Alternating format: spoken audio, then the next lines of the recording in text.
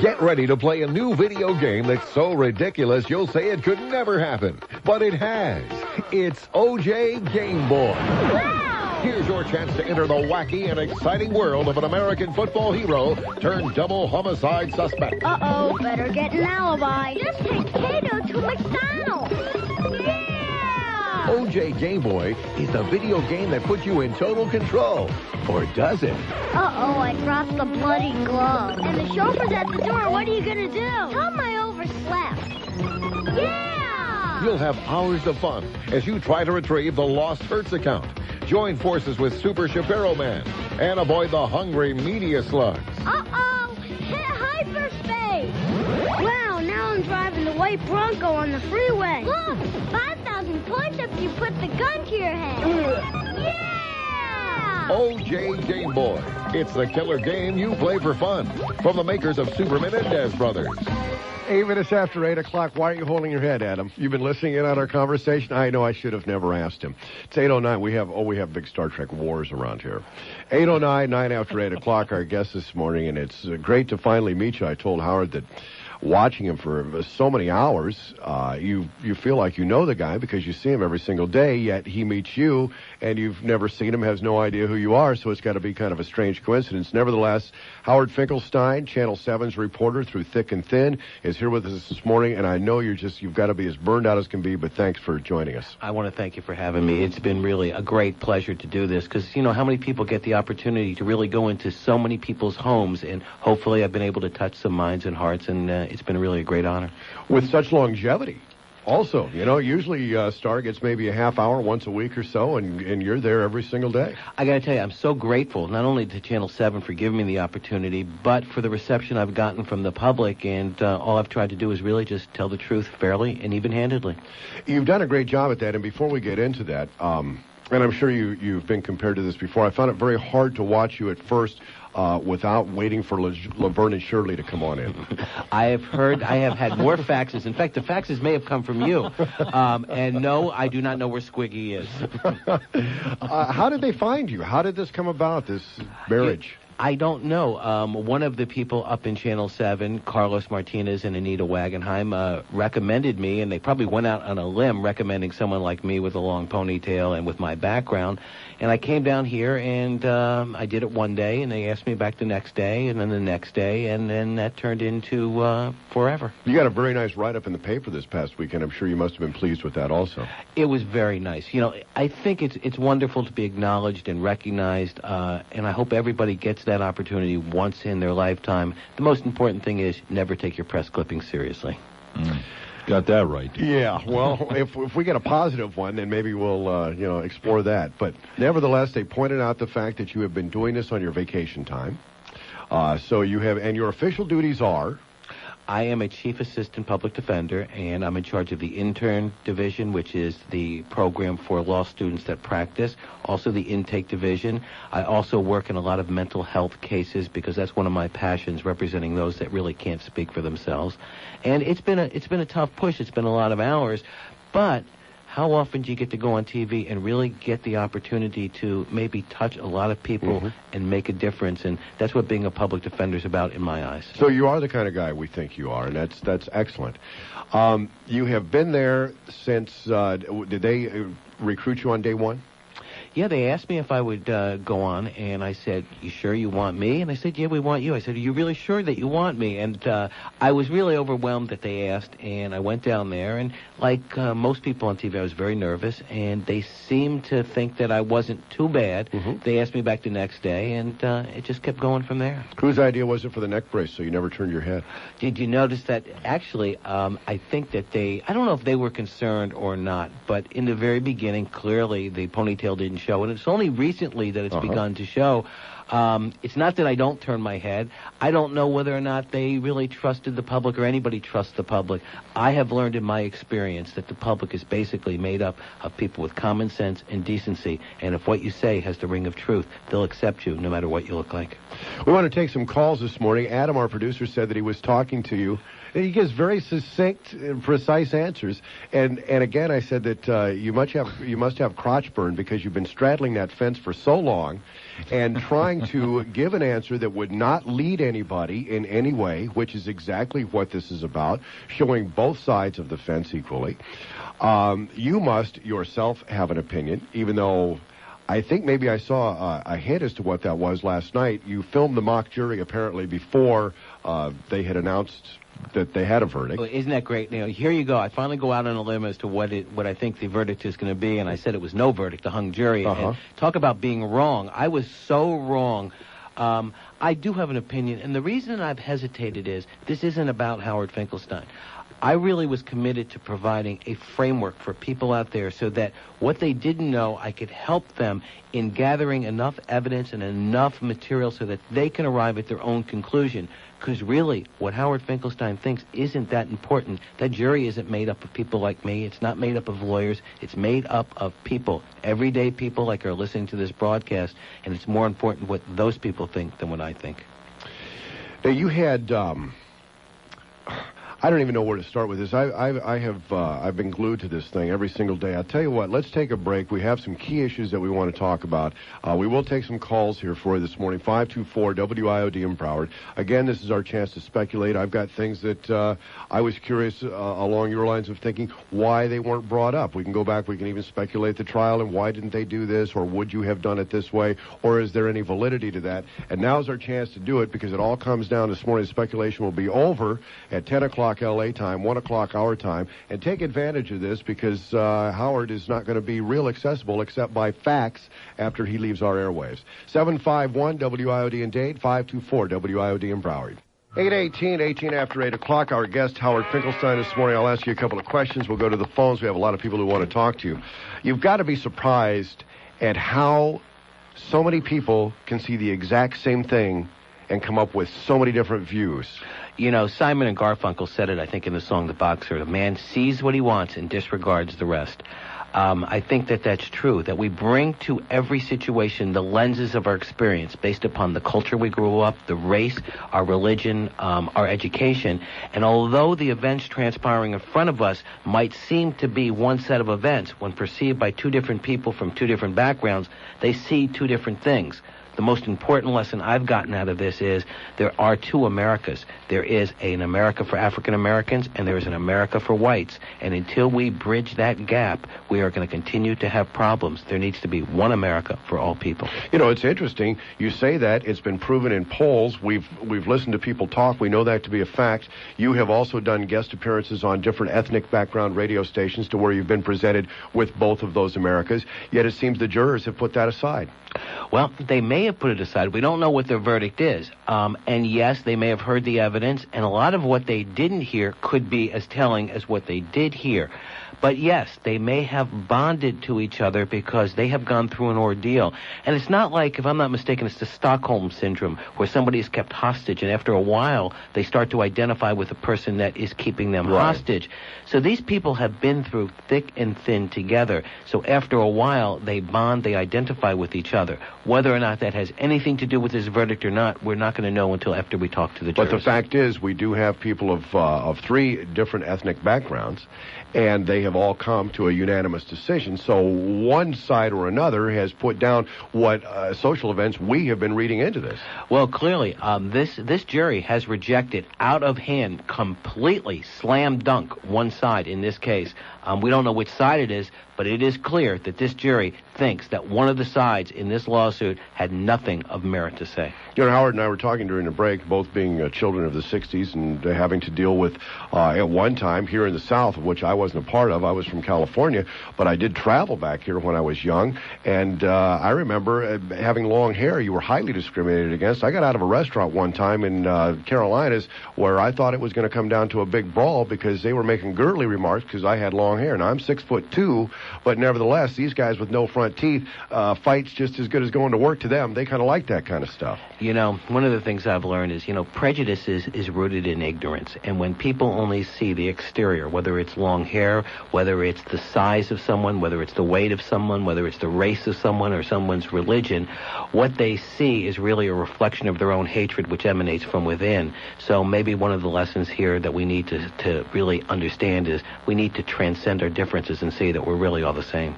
I was mentioning being from Los Angeles and the police departments, and everybody knows out there, if you're from the area, there are certain places where if you get a policeman behind you and you are of a different breed, whatever it may be, whether it's long hair, whether it's black, whatever, you pray that you don't get pulled over because, and I gave him one experience, I got 3 tickets. I had 52 tickets by the time I was 21. It was because I used to ride a motorcycle and I had long hair. I got 3 tickets in one sitting, and I asked the cop, I said, how long is this going to go on? Every time I pulled away, he said, come here, pull over again, and wrote me for something else that he could think of. I said, how long is this going to go on? He said, how long are you going to be in town? Well, you know, it would be easy to jump on the police. One of the things that I've learned is there are good police and bad police, just like there are good lawyers, bad lawyers, good disc jockeys, bad disc jockeys. The human condition is flawed amongst some of us, and that flaw follows the people into various different professions. The only thing different is we do have to hold police to a higher standard because they have the ability to interrupt our lives with their badge and gun, and therefore racism cannot be tolerated. But police are no different from anybody else. And let me just one more observation before we go to the phones. I found it interesting also with the faxes that you've got, how you can make one statement and you can get back-to-back faxes, one accusing you of being pro-prosecution, the other of you being pro-defense for the same statement. It is amazing, and it goes back that a person hears what they want and disregards the rest, and I've been very careful, and if you listen, most of my answers will have something for both prosecution-oriented people and defense-oriented people, and those people hear what they want to confirm what they believe or which rejects what they believe, and they think that shows what it is that I think in total, and really what you need to do is look at the whole trial completely and then come up with an opinion like this jury has, although one has to wonder if they really deliberated at all. We'll get into that because that's been speculated also. Let's go to Miami Beach. Hello. Hello? Morning, sir. Hi. You're on can air. I speak to Mr. Finkelstein? You are. As confusing as this situation is, the jury called for a readback on Park's testimony. That was a little confusing, but it got more confusing when they stopped the readback after the director. They didn't want to hear the cross-examination, which would happen to have been, my memory tells me, that was pretty effective for Johnny Cochran on that particular case. But what does that say to you that they stopped it? They stopped it after the after Marsha Clark's questioning, and then stopped it and ignored the defense. They didn't want to hear it. They specifically said, "Okay, that's enough." Right. And I just wanted, I'll hang up and listen to Mr. Finkelstein's answer, but... okay, thank you. Well, you know, you can look at this a couple ways. My initial reaction was to say, this clearly indicates the jury is going to come back with a guilty verdict because Mr. Park was talking about the timeline, talking about buzzing Mr. Simpson at 10:40, no one being there, and a silhouette walking across the lawn seeming to match the physical stature and possibly race of Mr. Simpson. However, I spoke with someone late last night who spoke with Mr. Cochran, somebody very close with the defense, and the defense believes that what they were trying to do was see that the time periods that Alan Park was talking about, the limousine driver, is inconsistent with the time periods of Cato Kalin when he talks about the thumps on the wall. And if those two are inconsistent, that could indicate more doubt. So they look to the prosecution's main witness, and if that witness brings doubt, well, maybe the verdict is not guilty. Although it does appear that this is the strength of the prosecution case, and the fact that they didn't want to hear the cross could indicate a guilty verdict. They're showing clips this morning of Marsha Clark in her closing testimony. She said, pay attention to Alan Park's testimony because that is the turning moment in this trial. Now, what they might have done is, you know, the jury could have gone back there and hung up 11 for not guilty, 1 for guilty, and the one person hanging for guilty said, I believe Alan Park's testimony irrefutably denies what the defense has said. Other people say, oh, no, you didn't listen carefully. Let's hear his testimony. They read it back, and maybe what they were listening for was not what was said, but what wasn't said. Or it could be the other. They all could have been hung for guilty except for one person, and this testimony, because of what was said, could have persuaded the one person that was hanging for not guilty. We're reading tea leaves here. See, now you're doing that Channel 7 thing again. Yeah, Are you, with all of your trial experience, seeing how juries react, hearing, and I'm not going to ask you right now, we'll take a break and we'll stretch this out a little bit, good teaser, but knowing how juries react when they do bring in guilty verdicts, when they do bring innocent verdicts, how they look, how they treat the defendant, and all of that, that's got to have some mitigating circumstance on this down-the-line thinking that you have. Let's go to Lady and Davy. Hello. Good morning, everyone.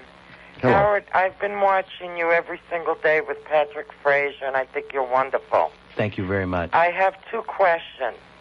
Number one, don't you believe that Judge Ito had already made up his mind about the guilt of O.J. Simpson? And number two, and then I'll hang up so you can answer, where in God's name are they ever going to find another jury to retry O.J. if he's convicted? Well, if he is convicted and gets a new trial on appeal, the only place they're going to be able to pick a jury is going to be on the planet Mars. I don't know how they can possibly come up with 12 people who do not have a fixed opinion. Everybody has an opinion as to the guilt or innocence.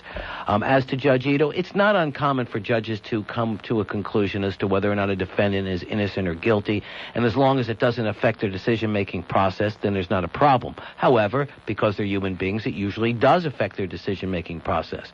I think that Judge Ito clearly is prosecution-oriented, but then that's no surprise. Most judges are. Most judges are ex-prosecutors. Most judges are politicians. They have to run for election, and it's a lot easier to run on a platform of being tough on crime, being law and order, than it is running on a platform of being sensitive to the constitutional rights of defendants who are accused of crimes. I think by and large Judge Ito did a good job, except for some glaring decisions that I believe were inappropriate. I think the judge clearly should have allowed in at least one incident of Mark Furman talking about planting of evidence.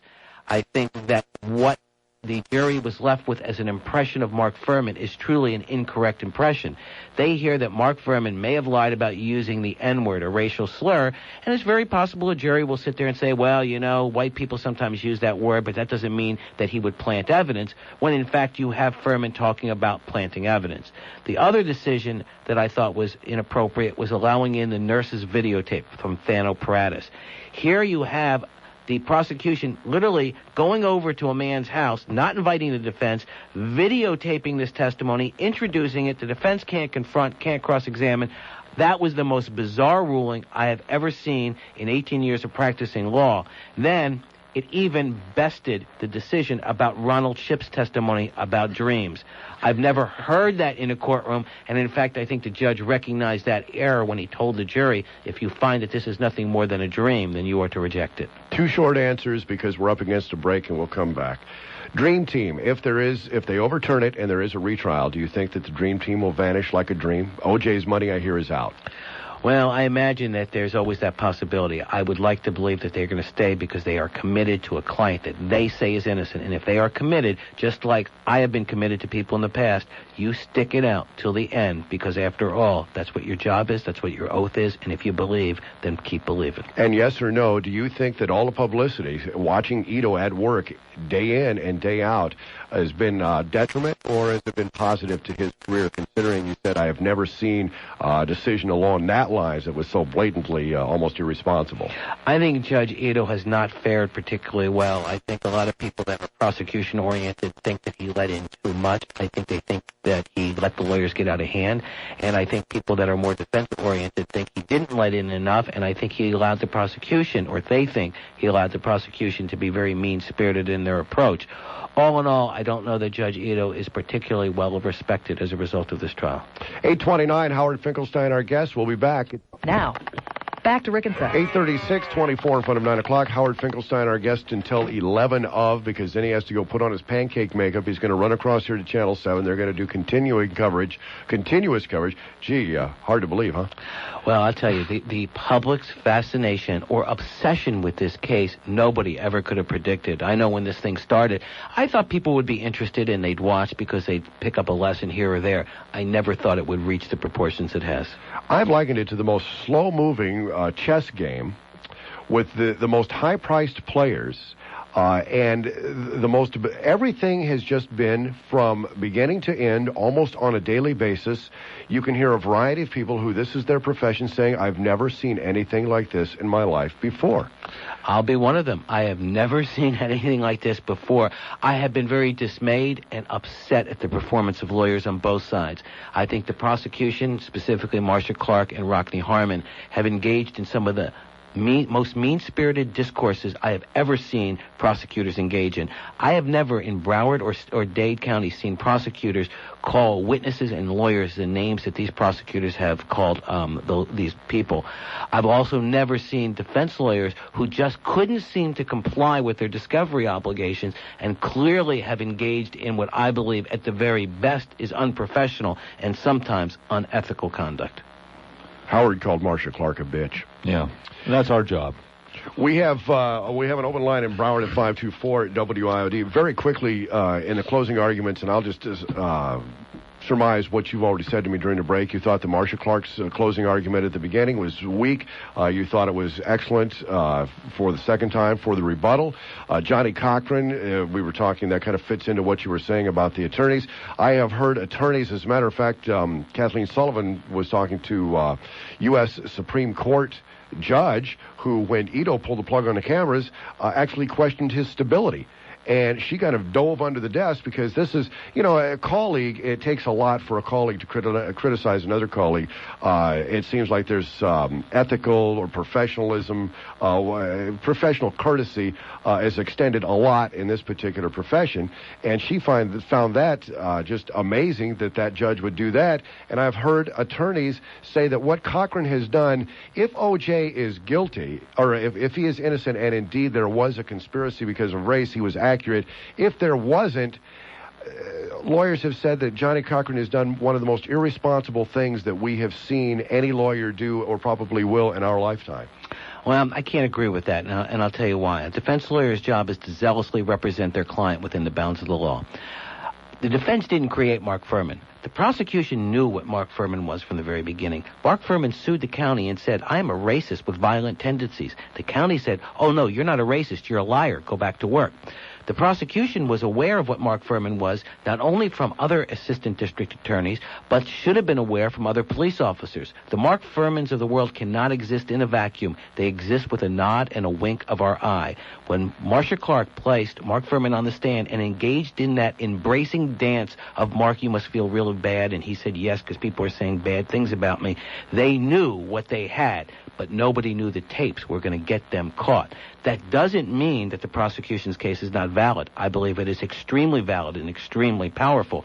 But I think that the prosecution, as the saying goes, got hoisted on their own petard in reference to Mark Furman. With that one question that F. Lee Bailey asked him, when Furman gave the answer no, and we all knew that the answer was yes, I could see people on the defense streaming out of the courtroom as soon as he said no to try to find somebody to refute that. It was so obvious to everybody, and all they needed was a couple of witnesses, and he's got so much money and so many resources working for him that we were bound to find it. We just didn't know it would be 41 inclusions on a piece of tape. You know what the scary thing was, though? The prosecution was loaded for bear, and they were going to destroy Kathleen Bell, and they were going to destroy Andrea Singer, and those were the young women that got up and talked about the things that Furman said. And they were going to, in front of the entire public, portray them as barflies that were mentally incompetent, right, or what have you, and these women's lives would never have been the same, and clearly they were speaking the truth. One of the things that's come out of this trial process is maybe all of us lawyers need to revisit the issue of responsibility, which goes back to what you said about Johnny Cochran. I think Johnny Cochran, though, had to make that argument. Whether or not the jury accepts that argument, whether or not America accepts that argument, that's a different story. But to the extent, didn't he say that if you find that there's racism in this country, that you've got to set O.J. free to avenge that racism? That's in effect what he said, but that's not what the word said. In fact, Judge Ito talked about how it was artfully phrased. Quite the compliment. Oh, it was quite the compliment. And yeah, you're right. This jury should not render a decision based upon sending a message to the public outside. They should not render a decision based upon stopping racism here and now, being in the right place at the right time. This decision should be arrived at based solely on the evidence that came forward in that courtroom. And there is clearly enough evidence to find Mr. Simpson guilty, and there is clearly enough doubt to justify a verdict of not guilty, which is why this case is so perplexing and troubling to so many people. But what Johnny Cochran did was that which they shouldn't consider. And your opinion of him as an attorney and an orator? As an orator, he was superb. For some, he was over the top. As some would say, too schmaltzy, too Southern preacherish. Mm-hmm. But for many, he was speaking like from the mountaintop. For others, he came across too smarmy, too unctuous, too snake oil salesman. And others, like Chris Darden, again, people hear what they want and disregard the rest. Right. Let's go to Boca. Good morning. Good morning, Mr. Finkelstein. Good morning. It's a pleasure to talk to you. I'm a former retired Cook County public defender, and it's a great job. Well, thank you very much. And I wanted to ask you a question. You're right. I can't imagine during my careers in the courts ever saying some of the things that Chris Darden said or saying some of the things that Johnny Cochran said without getting thrown out of the court. And I'm wondering, do you think that Judge Ito was so liberal or so permissive in the court because he was playing up to the Los Angeles community? You know, I don't know who he was playing up to, but I think your question is right, and I think what you're saying is very accurate. If I would fault Judge Ito on anything is he let these lawyers get out of control. He let them go on and on for days. Who ever heard of a medical examiner, a coroner, testifying about an autopsy he didn't perform for 8 days? I have never heard of that, and then allowing these mean-spirited personal attacks. Where I grew up practicing law, you attacked the opponent's case. You didn't attack the opponent. Let's try Mobile. Good morning. Good morning, guys. Hello, sir. I really compliment Mr. Finkelstein, the good work he does. Well, thank you very much. I'm glad that people of such talent stay within the public defender's office, and I don't know if anyone's ever told you this, but buttloads. And you say back at you. Back at you. There you Good go. morning. All right. You know, I think they played the wrong card personally. I think this community and this country isn't ready to face the corruption of the police force. Do you think they should have highlighted the inconsistencies and the lack of evidence and not attacked so much the police corruption? Well, you know, I think that if this were in a different community, you might have seen a different tactic. This is in Los Angeles, where the African-American community doesn't have a lot of faith in their police department. They've seen their police department lie, according to African-Americans, and they've seen the results of Rodney King. I think the defense felt that they were, as the saying goes, speaking into the listening of the African-American community's conscience. Let's, we were talking briefly about the existence the jury has had for the last 264 days. If you can give us some kind of a look at what they might be going through. And also, after this is over with, and these people come out, after all this time, they're going to be experiencing, like, freedom overload or something. Is there any, like, jury halfway house or something? They're the most famous people that nobody knows who they are, probably in history. You know, that's a great concept, the jury halfway house. You're right. All of a sudden, the world is going to seem much lighter, much brighter, and much greener and bluer to this jury whose existence has been more closely aligned to living in a monastery than it is to living a normal life. I think that they are going to be astounded at what America has gone through for the last 9 months, because as far as they know, nothing's really happening out here. Right. So all of a sudden, they're going to come out and realize that America's been obsessed with what they've been doing, what they've been hearing, and also with what the jury was going to do.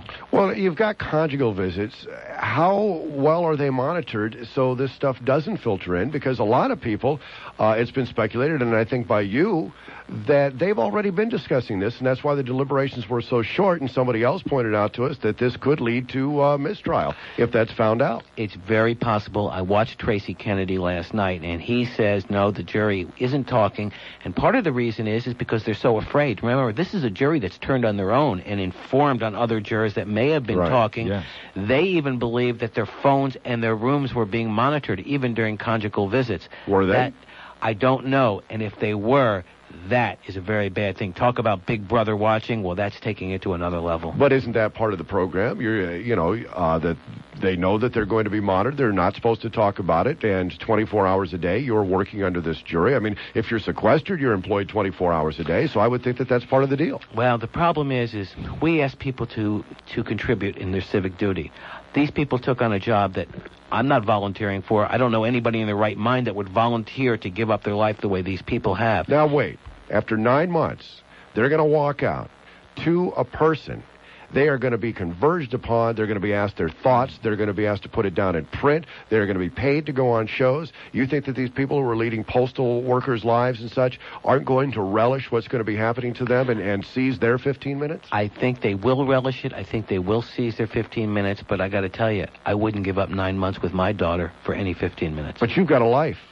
I do have a life, and I think most of these people have some sort of life.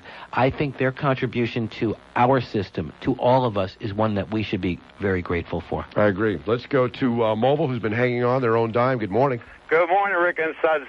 Chronic buttload to you. Go back at you. Howard, how are you doing? I'm doing good, thank you very much. This is John from Boca. You're my class president. Senior class president, if you recall. Oh, he called earlier this morning. Yes. I've seen you around the courthouse many a times. Well, thank you. Listen, my comment is, you watched the closing arguments. Yes, I did. Because I watched them with you.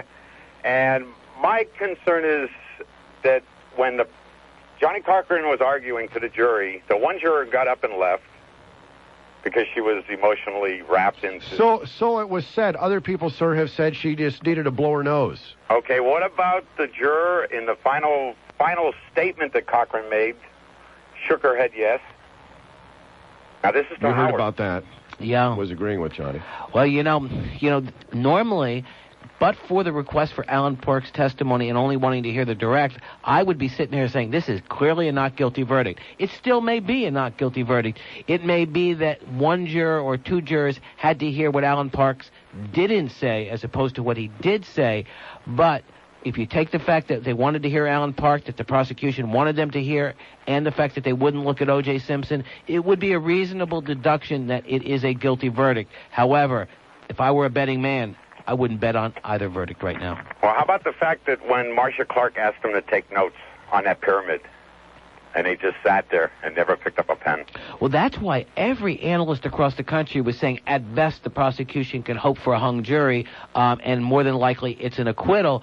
And the fact that it's a quick verdict would seem to indicate it, but the other sides seem to indicate or cut against an acquittal and indicate a conviction. It's like everything else in this case. Everything that you think it is, it isn't. You know, we have come down to the end, and I want to let you go, but there's a couple of things that I wanted to get your opinion on, reading the jury.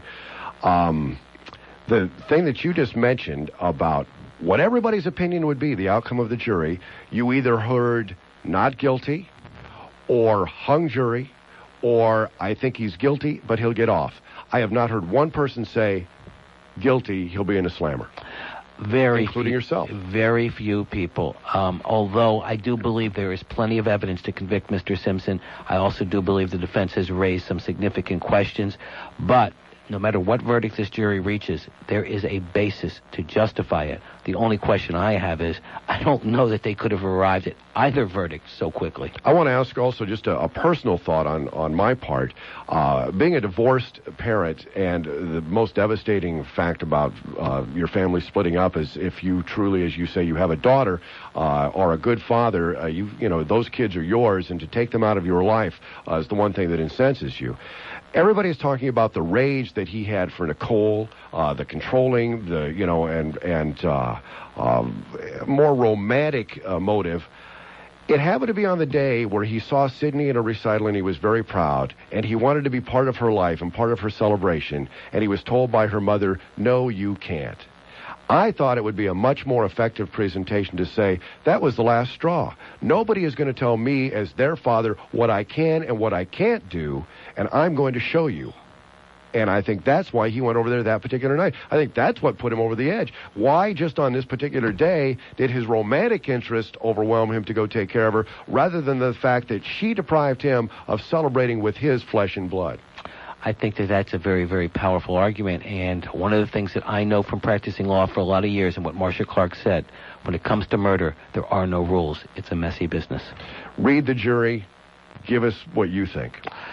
Right now, I can't even tell you. I am so confused by it. I believe in my instincts tell me it's a not guilty, but the actions of the jury tell me it's a guilty.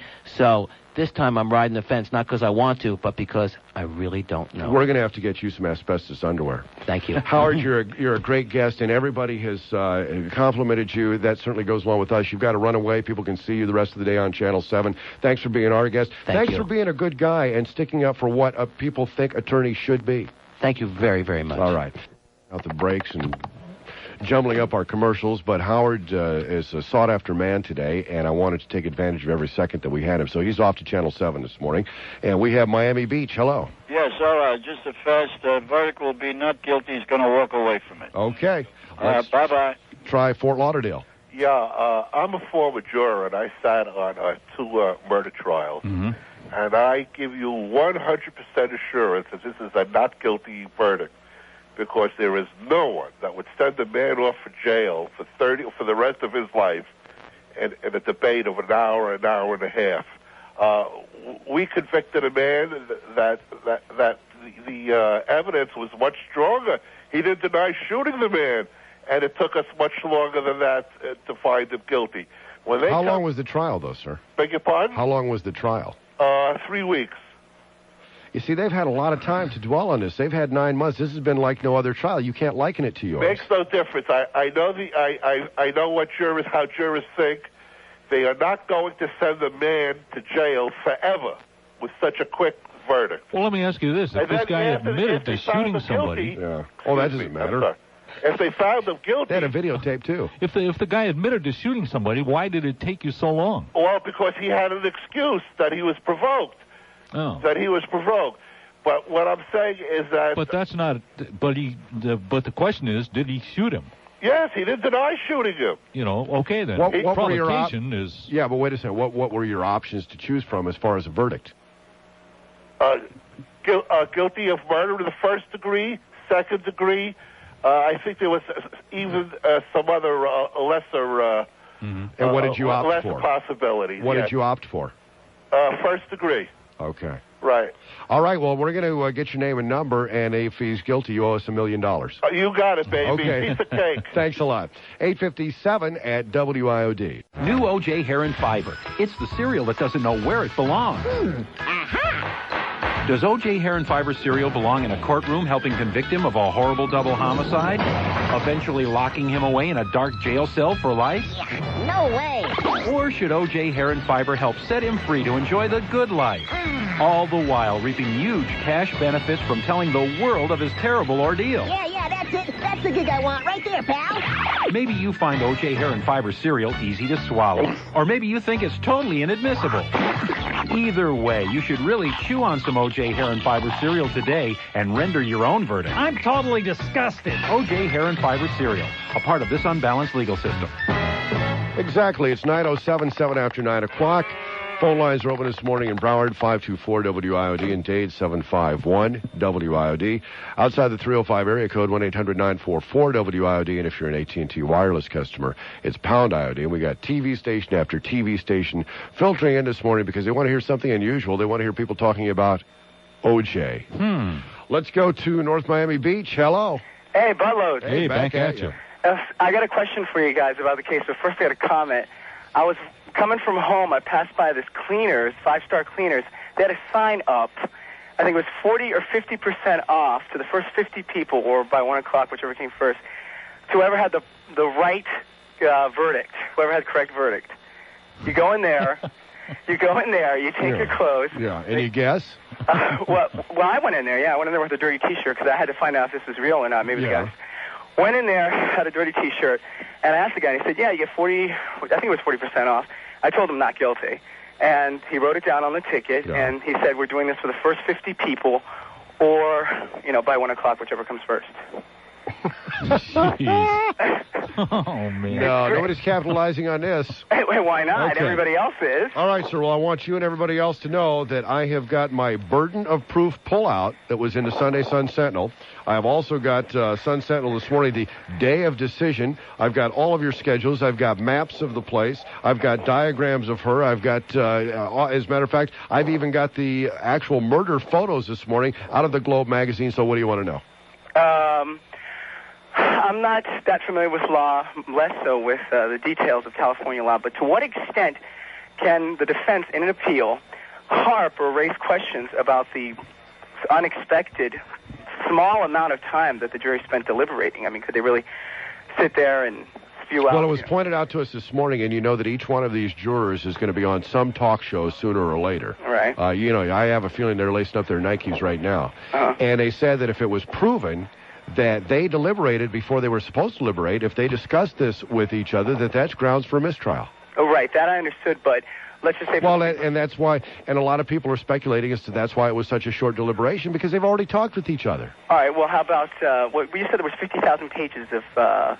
testimony, right. All right, how about just raising the question of, I don't know, incompetence, that these people really didn't bother to check over, that they had formed opinions, this, that, and the other. Could they really tout that? I mean, how far will California... Hey, pal, that's the justice system. It's a jury of your peers. You can't say it was an incompetent jury. You know, you can go on technical matters, and that's about it. I mean, you know, obviously, okay, let's say it's guilty. Well, I think that the defense would think that that's a pretty incompetent jury. Yeah, I agree. Okay, but so you can't do that. They can't do that. No, but then again, you've got the dream team, and look at all the stuff they've found to throw up against the wall to see if it sticks. Wait till they go back through all of this testimony, and we have to hear word for word, and we see Barry Scheck, and we see Johnny Cochran jumping up and down like pistons once again over line after line of that thing, and that's what they're going to do. Well, that is provided that he has the money in their stay out of honorable system or whatever. That's what I asked Howard. You know, now that the money's gone, is the dream team going to disappear like a dream? And he said if they're, you know, they should be committed to their client. Once a client, he's their client to the end. Well, it's funny about the money thing. I've always heard conflicting stories because Parade magazine ran a story on it, and I forgot what else, and they said that with the money he was making from, I mean, he's had some sort of business ventures while he's been in jail, like they had an OJ, I don't know, he just got a copyright deal on anything that has to do with OJ, so he's going to be pulling into money. However, if he's guilty, that money can't go to him. That money can't go to him? That's the son of Sam law. You can't benefit from guilt in a trial. And where would the money go to? Us. Yeah. Yeah. We've been making arrangements. We get it. Okay. You know, I think one of the most exciting aspects of a possible guilty deal on this, if he is found guilty, Geraldo says he'll shave off his mustache. Now, will he do that tonight? Yes. This could involve a heavy utensil. I would imagine a power tool. He's got... oh, yeah. Let's go to mobile. Hello. Hello. Hello. Hello. And you're on the air, sir. Yeah. Can I just... let me admonish the audience like Lance Ito just 1 second here. We've got Channel 6 here. By the way, did you guys just change from Channel 4? I heard rumblings to that effect.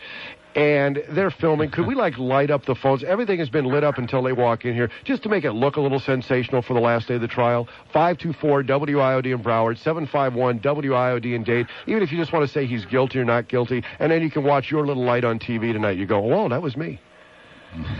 Go ahead, sir. Yeah. This might shock and amaze a lot of people in the audience, but it's a not guilty verdict. You know, I've been following this case, and I've been calling a few shots, and most of the time I was right. So you think it's not guilty? Yeah, Geraldo is going to shave off that mustache. Wait, no, if he's guilty, he's going to shave it off, right? Yes. Right, so he's not going to shave it off. If he's guilty, he's going to shave it off? Yeah. Yeah. No, if he's not guilty, he's just going to let the rest of his body go and turn into a walrus. Oh, okay, well, that's what's going to happen. Yeah, there you go, okay. See, there you go. Now I get a shot of these lights, pal, okay? It's not the apathetic audience that you're used to here in Miami. Yeah, it is. Yeah, it is. It's 9:13 at WIOD. Updating the trial of the century. They're opening the closing at the beginning of the end today. Does he walk or not? Time will tell. The best news. News, talk, and entertainment radio. 610 WIOD. 17 after 9 o'clock. Boy, I'm going to be burning up that KU band today, man. Watching all of these feeds and everything that's coming down. We have one open line if you're an AT&T wireless customer. The mobile line is free at pound IOD. Let's try mobile on your time. Hello. Hello. Hello. Hi. Just a comment. I've watched the trial every day, and I really have kept my emotions pretty much intact. But last Tuesday night, when Christopher Darden was speaking, it all hit me. And I just became really upset and started crying. I'm not sure what I was crying about. I don't know if it's just the anxiety or not knowing if you really honestly did this. But what provoked you to cry? I mean, was it the argument for justice, or that at that point it seemed almost like a losing situation all the way around? It was kind of like Jordan, the finality of it all, just the reality of it all, just everything. I mean, just every single solitary thing. Now, since you're on a mobile phone, it means usually that you're working, so how much of the trial have you been able to see every day? Quite a bit. What I haven't been able to see, I've taped. Yeah. And I've stayed up all night long. In which way are you swinging? Ooh. I hate to say it. But? People have been convicted for far less than what the evidence is in this trial, and I see him as guilty. Thanks for the call. It's 9:19 at WIOD. Let's try Miami. Hello? Hey, Rick Suds. Hello, sir. You caught me brushing my teeth. You want to be put on hold? We'll go to somebody else? No. Okay. All right. Your breath is so minty fresh. I know. I like it. Mm-hmm. What I have to say is that either way, whichever way the verdict goes, the instant it's announced, you're going to see the courtroom break out into a panic. I predict... Oh, evil Ito will start slamming that gavel around and probably just throw it at a few people. He doesn't have a gavel. He's going to be yelling, "You, stop now, stop now." Willie. Have we ever heard him use a gavel? We have not, have we? No, he doesn't. He's got have those one goofy on hourglasses. He just kind of slaps his hands Oh, together. he's got his collection of hourglasses. That's no right. gavel. Maybe he'll start smashing them. I have a prediction. Well, okay, before you have your prediction, let me ask you, where are you going to be today at 1 o'clock? Working. You will make your way towards some form of media? Damn right. Okay. I got a bet on this. Do you? Oh, I was thinking of, we ought to call out to L.A., see what the line is on Right. this. Vegas. Or Vegas, yeah, I'm sorry. Yeah. Okay, sir, and your bet is going? The prediction is Cochran against Darden, 2 rounds. All right. Okay, perfect. Thanks. 9:20 at WIOD. Let's try let me see, Fort Lauderdale. Lauderdale, Rick. Sorry. Buttload. Back at you. Yeah, there's something to consider. Thank you for being ready to help me. Yeah. Hey, we're right. You call for the callers, man, and we're here. Okay. Here's something to consider. We're right We here. had another trial this weekend. Yeah. Believe it or not, there was actually another trial in this country. And it was also very important. And we're expecting a terrorist-type plot. Unfortunately, it was never a better time for them Yeah, than today but at 1 that o'clock. world stuff, where thousands of people are killed, that doesn't mean anything. Well, today at 1 o'clock, this whole country won't be worried about the other country. Yeah. They'll be worried about...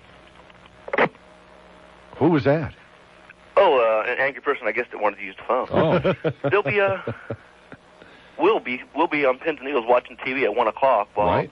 The people that are planning to attack us will have the perfect opportunity. Oh, so a good time for a terrorist attack. Exactly. So I'm saying. I thought you were talking about the Senate. They should have done it right away and got it over with. They while pretty no one much was are their watching. own enemies. They love this stuff up in Washington because nobody's really paying attention now. Boy, they can get away with anything. Guess what? Tomorrow there's no taxes that any politicians have to pay anymore. Yeah. All right, pal. Thanks a lot. Sure. It's 9:21 at WIOD. Who's this? Huh? Who's this? Hopkins. I'm having Clark butt withdrawal. Yeah, you didn't have to say that. Adam said he answered the phone, and the first words were, "Doesn't she have a great butt?" Oh. Tom Hopkins, folks. I was just beside myself. Well, what have you been doing? Watching her butt. Besides that. Nothing. Just having a great time. Didn't the Samsonite suitcases under her eyes tend to distract from the butt a little? Oh, man. She's carrying some luggage, isn't she? She is, yeah. So what is everybody talking about today, as if I didn't know, huh? That big Dolphins win. Oh, man. We just squeaked by, we're on pins and needles. Shula's going to make a press conference at 1 today. Yeah? Yeah, exactly how they did it. Yeah. That was the headline here this morning. I tune in at 1. Now, I must tell you that a station here that's also owned by Cox put a promo on the air Friday that said, "Do not turn your radio off. The jury is deliberating." Really? I swear to God. Well, that's not bad. The Associated Press News Station of the Year. Oh, yeah. And home of the brave. Yeah. News Talk 750. Yeah. WSB. Depend on it. Are you expressing your incredulousness? Well, I mean, most of Atlanta is going, what? Yeah. Yeah. Yeah, but they got a Woody here like they do in everywhere else in the world. It's just, but they don't see it. Yeah, like the that. thing is, it's for the trial. It's not for Marcia Clark, Tom. I know. I've already written her. Have you? Yeah, I said, come on up here in the woods. That's right. I got a copy deliverance I want to show you. Exactly. You guys are doing well. As far as? Well, except for your foot, everything's going well. Well, my foot and my stomach. Oh, yeah, Tom, you left and now they're taking organs out of me. No. Yeah. What's the deal? Took my gallbladder out. Really? Did they do it like they did? Niels took it out through his belly button? Yeah, they did, yeah. Amazing. They came down here. They said, anybody need to have anything removed? And you were gone, and I was next. I was in the batter's box. Too good. Yeah. Too good. Well, that's the only reason I called, is just say, somebody get me a picture of her butt quick. Yeah. I haven't seen one since Friday. All right, Tom, educated By the way, newsman. Tom, and this is just between Tom and I, okay, so audience don't listen. Yes, Tom, is the Atlanta Constitution running any more of those great cartoons in the editorial page lately? Yes. The guy is great, isn't he? Which one was that? The one where the politician's holding up the black baby? Yeah. Oh, it's wonderful. Oh, that's right. Yeah. Now, I understand also Atlanta has become, for the Olympics, the entire city a smoke-free zone. Well, is that a joke? What do you think about that? That's bothering me a lot. Let me put my cigar down. I know. Yeah. That's why I ask you. Well, they did this before in Barcelona, and everybody, Europe, nobody cares. They just do what they want. Right. Oh, this will invite a lot of Europeans over. Oh, yeah. Well, the people that really flip were all the Asians who smoke like chimneys. Yeah. And they said, oh, no. This isn't going to work. Well, people are so burned out in the Olympics now because, they got their tickets the other day. Yeah. And nobody got anything. It was kind of like remember the Michael Jackson concert where he said, send me the money and maybe I'll give you a ticket? Yeah. Well, that's exactly what they did here. Sure. Everybody sent them $1,000. And so they used all the money on interest and then said, we'll give you your money back, but not the interest. So people are real happy. Well, wait a second. Who do they think they are? The Marlins? Same deal. Yeah. Same deal. Okay, so answer me this. Well, first of all, were you lucky enough to score a place that you can rent out for over 100 times its value for the 3 weeks? No, but the astounding story, I have no interest in that because what you have to do, besides putting insurance, if you have to give them linen every day and make them food. Oh. I have no interest in that. No. In fact, I'm trying to find a place to be for Tom, I've heard that people are going $30,000, man, There's for some 3 people weeks. making some serious money. In fact, there's a new definition of chutzpah here. One of the one of the companies who owns a bunch of apartments has sent letters to the people saying either you move out or you leave your stuff and go because we're going to rent out your places. Or you pony up what we would have gotten anyway. Yeah, we'll give you a cut. You might get $1,000. Yeah. Yeah. All right, final question. Guilty or not guilty? Oh. Take care, Okay, Tom. then, yeah. See you guys. Thanks for calling. It's 9:26 at WIOD, Miami. Hello. Hello? Hello. I said you should hang him. Okay. Let's try Pompano. Hello. Wow. That after Tom Hopkins. Astute. Andy hung on a long time to do it, sir. I know, and it was like, okay. Hey, and nobody could even understand. I think a hanger. That come from programming. I don't know if he's just starting his day or just finishing his evening. Exactly. Anyway. With everything that's been going on and the whole Furman, did he, didn't he, blah, blah, blah, even if some stuff was planted, and I'm not saying that it was, I'm not saying that it wasn't, but even if it was, it doesn't make a difference. If he's guilty of the crime, he's guilty of the crime. Well, you see, this is something that we as America, racially, have not been able to isolate, and apparently the jury has. Whether those, it's interesting because I was talking with Howard off the air, Howard Finkelstein. If you weren't here, he stopped by this morning from 8 until 9 o'clock. No, I wasn't there this morning. Okay. He's done WEDR, which is, it's an ethnic station. It's programmed, with that type of music, with that type of listenership. 99 Jazz. Exactly. There you go. And when he said when I talked to them, he said it's such a different slant. It's like the Furman tentacles reach out to everything and nothing, and the trial can be considered because of this one guy. And he said, and then you talk to stations that are predominantly white, and they isolate it and say, well, yeah, we know it's a racist, but we hope that they won't use it against the entire trial, and they will see it for what it really is. Right.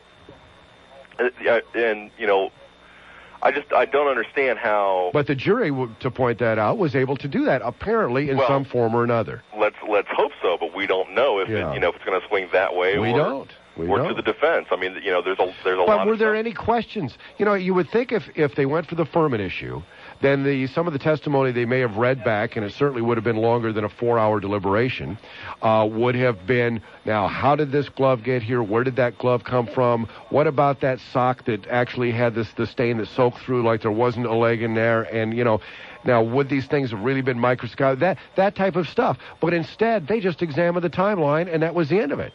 Right. So that's got to kind of lead you to believe that they have isolated it, and they're looking to see whether he was out or not. It's all after 9 months of DNA and 1 in 5 billion and PCP and EDT and all of that. Oh, no, it's PCP was what I was taking. And it comes down to like an hour and a half's worth of stuff. Was he there or wasn't he? Right, and I think that, from the prosecution side, I think it's a good thing that, that the jury actually stopped and said, okay, let's look at the limo driver again. Because essentially, from what Marcia Clark said, everything hinges on that. We're 3 hours and 32 minutes away, sir. It's 9:28 at WIOD. Now, back to Rick and Seth. It's 9:35, in front of 10 o'clock, or 3 hours, and, make that 2 hours, 3 hours and 25 minutes. That's right, before the verdict this afternoon. Broward 524-9463. AT&T wireless customers, pound IOD. And you're taking a different slant than I thought you would. I am? No, not you, Jackie. Good. I'm sorry. I thought you had left the premises. No, I'm still here. You're talking about the judge again? No, I'm talking about the fact that you think they're going to come back with not guilty. Yeah. And Adam applauds you. Adam thinks that also? I don't know. I absolutely... That jury's not going to convict them, okay? That's what everybody said. Well, if they do, then we'll have justice. If they don't, in boosting their advertising rates, TV executives said they were sensitive to criticism that they were profiting from a double murder trial that's evolved into a full-blown media event, so it says here. Do you know what spot rates are? And the networks would never want to exploit a situation. Have you heard what spot rates are? Yeah. Nobody would ever want to exploit it. No. By the way, we will have it at 1 o'clock here on WIOD, right in the middle of the Neil Rogers Show. I just thought I would mention that. Now, the salespeople have already gone out and they're reselling the spots an hour before and an hour after. So everybody who can't be near your TV will have extensive ongoing coverage for hours. And hours. And weeks. Mm-hmm. Yeah. But the media, we wouldn't want to exploit a situation like that. Why the hell not? So what have you heard? Hurricanes, murders. We wish for stuff That's what the hell we're here for. Wars, pestilence. We used to send riots. After Andrew, we used to send giant fans down at night to blow down what they were putting back up, just so we could stay on air with bigger ratings. When I worked at WINZ, the all-news station, I'm telling you, they were just hyperventilating. Every time there was something with the Alvarez trial... And the hurricane, the hurricane that didn't happen, Yeah. Oh, they were just dancing in the hallways. So rumor has it that after this, and I told you this yesterday. Jeff Bray, who could be one of the biggest flunkies I've ever met in my life. Did he finally ever leave over there? Jeff Bray, he was the news director. What a putz. Dancing in the hall. Yeah. Oh, this is going to be great. As opposed to our salesmen who do that now. People. Are they dancing in the hallways?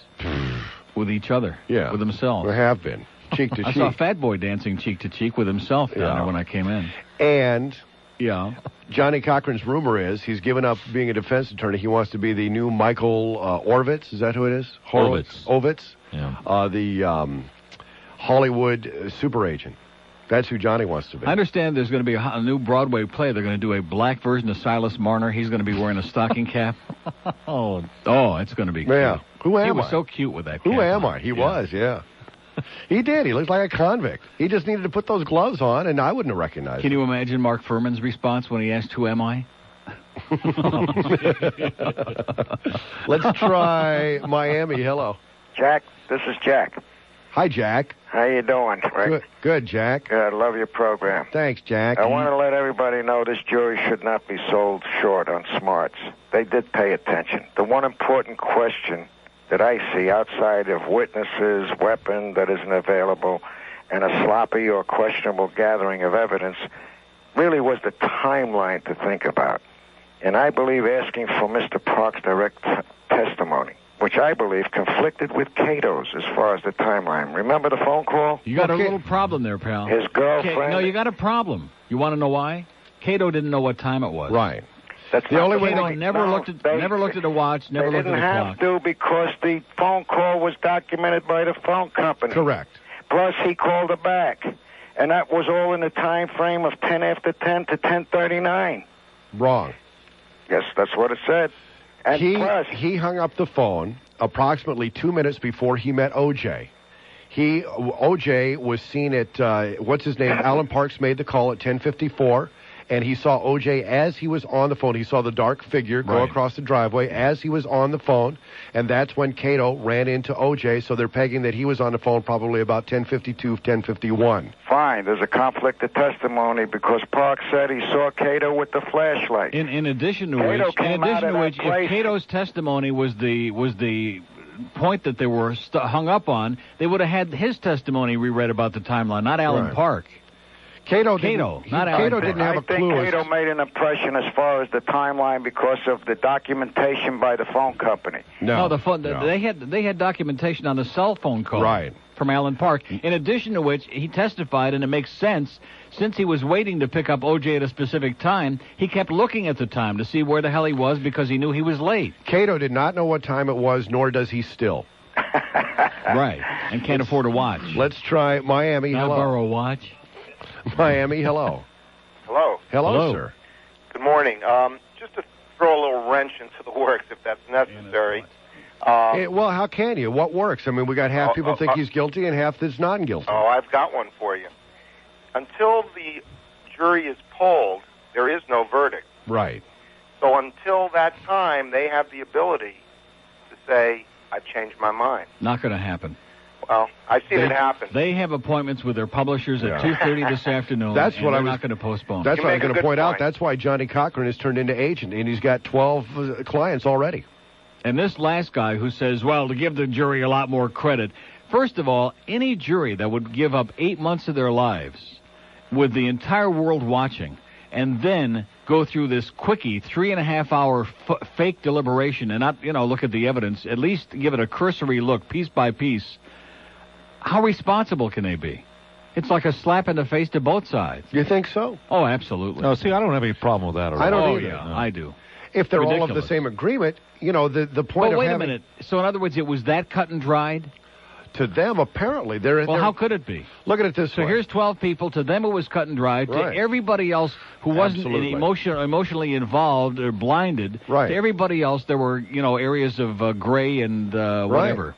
And tan and darker black on Time magazine. They had 4 hours of deliberation.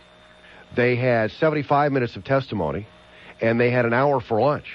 You're talking about an hour and 15 minutes. They didn't sway each other from... How could you in an hour and 15 minutes? If you believe that he was guilty and you got 11 other people that believe he was innocent, you're not going to give up in an hour and 15 minutes. So what are we saying? That they all... How about the woman that was pro-prosecution? That they were all predisposed before they went in there. They all agreed, they all thought that he was guilty. I would think that they probably went around a table and said, what do you think? And everybody said, yeah.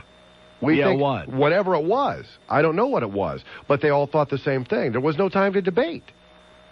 An hour and 15 minutes is nothing. What did I just get through saying? But you said to not discuss the evidence was irresponsible. Right. They've seen the evidence, and I would imagine you would have to discuss it if you were of a different opinion. And all 12 people agreed. Bizarre, because that's what everybody said couldn't happen. Could you go out on the street here right now and find just 12 people? I can't find it in 4 people. And get them all here to agree? No, absolutely not. It's just not a black and white. It's just not, at least not literally. Agreed. It's just not that cut and dry. But they haven't seen all of this stuff that we've seen. Yeah. Oh, by the way. Plus, you got the globe? There you go, pal. Now, let me ask you this question, okay? Those are disgusting pictures, but why is it that everybody is putting on this big outrage about the fact that they printed them? Somebody was going to print them. Of course. One of the tabloids would print them, and they printed them. They're not that bad. They covered up the big slice in his neck. Yeah, they're not pleasant. Nobody should die that way. But they covered up the big gaping hole in his neck. Yeah. There's nothing that people haven't seen before. Yeah. What do you think? You're looking at him. What do you think? Faces of Death, Part 85. Exactly. He's laying there. He's dead. Hypocrites. You know, Right, people of want to course. see other people getting offed. I mean, every time the new one of Sure. those comes out, the videos have got a line 5. They got a waiting list for weeks. And the reason the National Enquirer says is we wouldn't print those because they didn't have the opportunity. Right. It's 9:43 at WIOD. The opinions expressed by the host, guests, or callers on WIOD are not necessarily those of the station or its sponsors. All WIOD programs are copyright 1995 by WIOD Incorporated. No tape recordings or transcripts may be created or distributed without prior written consent of WIOD Incorporated. 13 in front of 10 o'clock at WIOD. Let's try the Gables. Hello. Hey, what's up, guys? Tell us, sir. I don't know. I sort of think he's guilty, but I'm sort of wondering whatever happened to that. If it doesn't fit, we will acquit. Yeah. I mean, how do you know they didn't? I mean, why? I thought isn't that what the prosecution said that they were going to do? Oh, that look was at that. Christopher Darden. He's on TV with us. Just a second. We're watching Howard, so we're watching our life flash back before our eyes. Yeah, whatever you said. I'm just wondering why didn't they acquit way back when? What, jump up in the middle of the trial? I'm just curious. Whatever happened and the Fong thing. That's why I think he's not. I'm not 100% sure he's guilty. I mean, I'm about 90%. Well, let me just tell you, if they do acquit, they're full of... Let's go to Homestead. Hello. Yes, I've been following the trial for a little while. It's this damn bad soap that I'm getting really caught into. But Ito seemed very pro-prosecution. What did he just say? He said he's dropping the soap. Okay. Yeah, I mumble a lot. Sorry about it. Yeah. Judge Ito seemed really pro-prosecution to me. Yeah. I mean, I was just watching the thing with Adolf Furman there. Yeah. The whole bit about him perjuring himself and planting evidence, that wasn't a bit admissible, was it? Hold on, sir. I got to hear what Howard says about being there. All right. Just a second. He's commenting on being on our show this morning. Was he talking about us when he said starting with 0? Yeah. Isn't everybody? All right. Anyway, sir, your question was? I don't have a question. I just like to hear myself you just talk. wanted to call a mumble for a while and take your turn in the sun. Yeah. Okay, good job. Thanks. Thank you. It's 9:49 at WIOD. Let's try the Gables again. Hello? Hola. Miami. Hey, Butler. Hey, back at you. I just wanted to remind Neil that the trial that the jury saw and the trial that we saw are two very different things. Oh, yeah. Yeah. So the fact that they could go and it was apparently pretty cut and dried, I mean, we just have no way of knowing that. We can't explain it, but it's not really for us to explain. You know, you got to wonder what the jurors... What does that mean? That means that there may be all these other things that came out in the news that we know about that they don't. Yeah. May have clouded the issue for us, whereas to them, apparently you have 12 people that were able to come to a decision. Well, something that I pointed out this morning, when the Furman tapes came out, and it was the topic of everything that you turned on in every media form, we all kind of, the emotion built on each other. You know, one guy was incensed, then the next guy took that, and it was a little more incensed than the next guy. But they haven't been exposed to any discussion about it. They heard that Furman said the N-word 41 times, and they say, okay, and then what else? And so they, you know, their emotion was carried around by themselves and didn't fester amongst themselves to be built upon. It was just singular, however they dealt with it. Right. Do you understand what I said? I understand completely. Okay, what was it? Thanks. That yeah, exactly. That. Okay. We saw different evidence than they did. Right. No, we just got all hyped up about it, and they did. Well, the only thing that we saw was about the Bronco chase, which they didn't, which was criminal that But wasn't they did. introduced into evidence. They did. They did see what? Everybody saw it.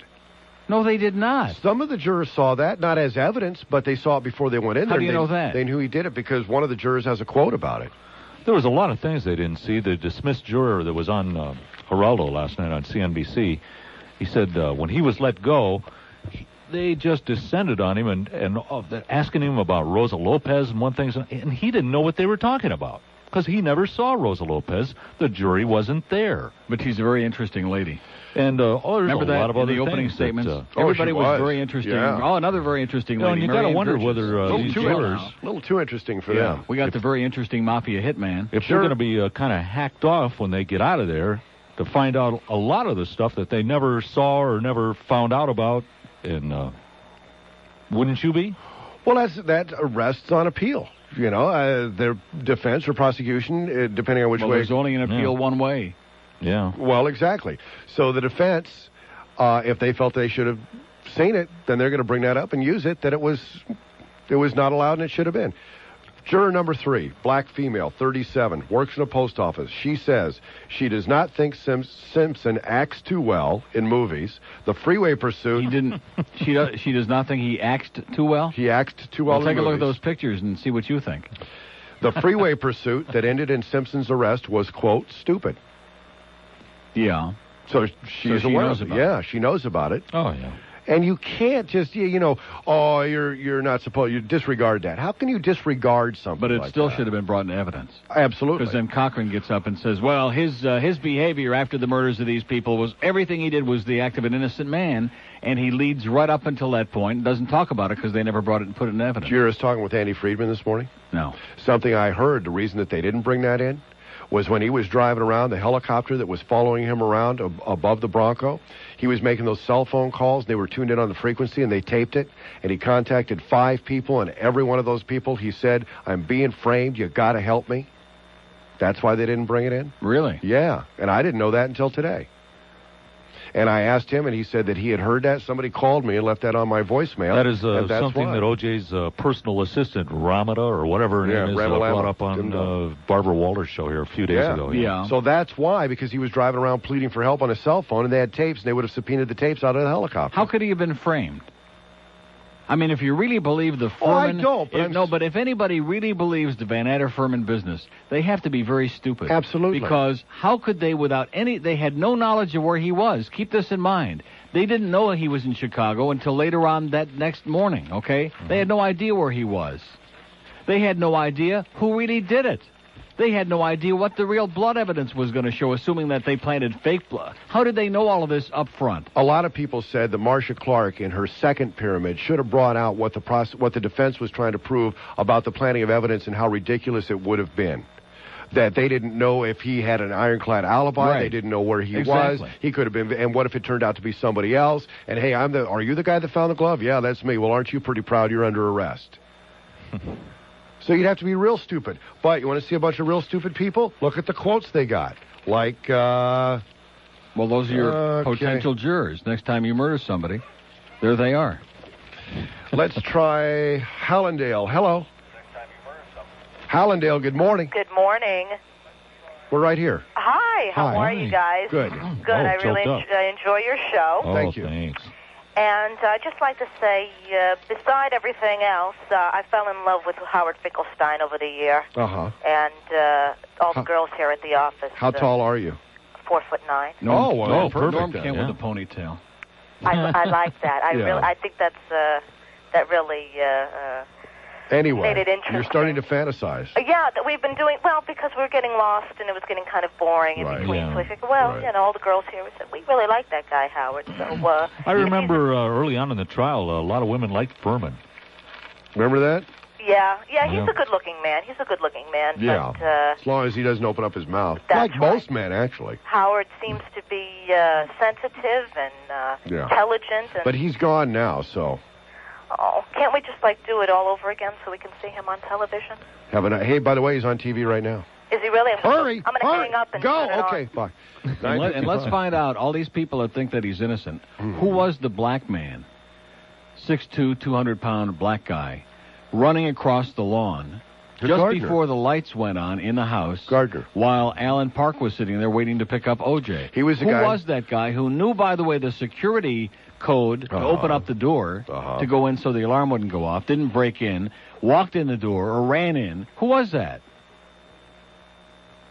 And, of course, if we're really supposed to believe that while he was inside, with the lights out, he puts on his bathrobe, goes out to the Bronco to get the cell phone to make a call while he's inside the house with his telephones. But what you're doing is of course, doesn't turn the lights on until he gets back in the house. You're looking at the evidence... No credibility to that at all. Rationally, like they should, but then you're saying that they're not doing that, and they've already come back with a verdict. What if they did that? And let me ask you this. What if it was 10:39? Because the first barking of the dogs was at 10:20. Right.